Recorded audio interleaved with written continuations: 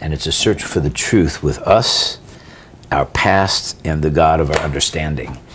And the time clock for it's today. Most people are in tomorrow, next week, and next year. What about this? What about that? What is this? Well, we're not on every scale of religion I studied at the highest levels. That all agree that we weren't built with energy for tomorrow, next week, or next year. So when we're all in tomorrow and not today, it's anxiety, frustration, fear, doubt, because that's not here yet. When we keep it in today, we have this great interview. We had a nice dinner last night. Everything's beautiful. Nothing to have anxiety about. That's why you never see two birds on an electric wire having a nervous breakdown, because they live in today. So if you have anxiety, frustration, fear, doubt, chances are you're living in tomorrow and you're chasing rabbits totally on self-will. If you have guilt, shame, or resentment, chances are you're living in, I coulda, I shoulda, why didn't I? There's a whole process for how to get out of that. Find one's true purpose. What are you here to do? Because everyone has a purpose. And then how do you develop a passion for that?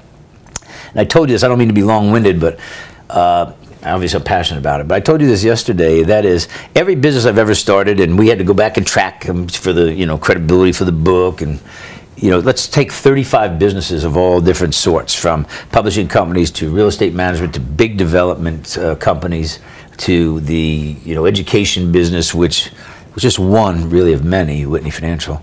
And as I look at those, here's how the process goes. I didn't say, hey, I'm passionate about that. Let me jump into seminar business. Something in life steered me that way. Then I get into the business, and I have this talk every time. 2 years into it, I tell myself, just like Inner Voice, if I'd ever knew how much this was going to be, I would have never done it.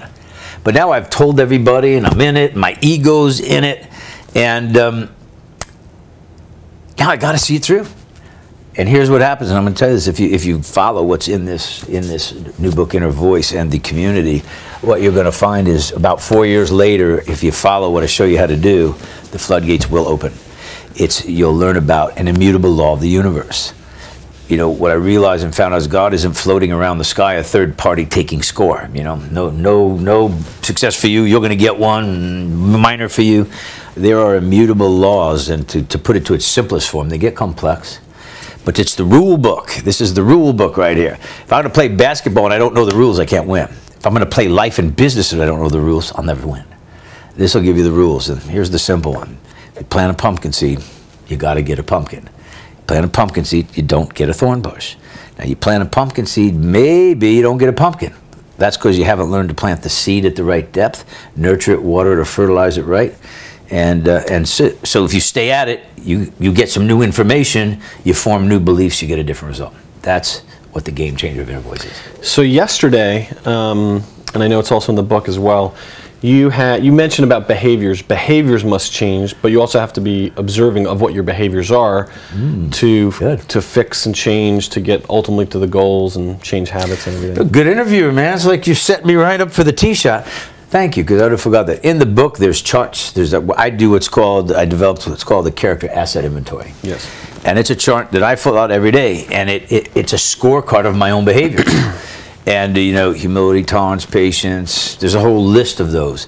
And there's a graph across that builds a trend. Very simple to do, takes 3 minutes, 5 minutes to do.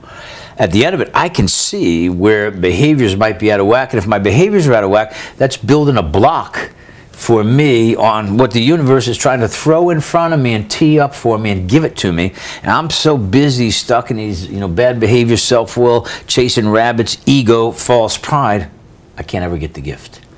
And the gift of life is in the struggle.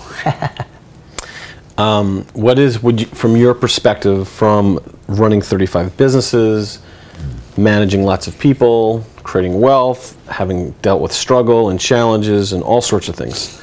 Yeah.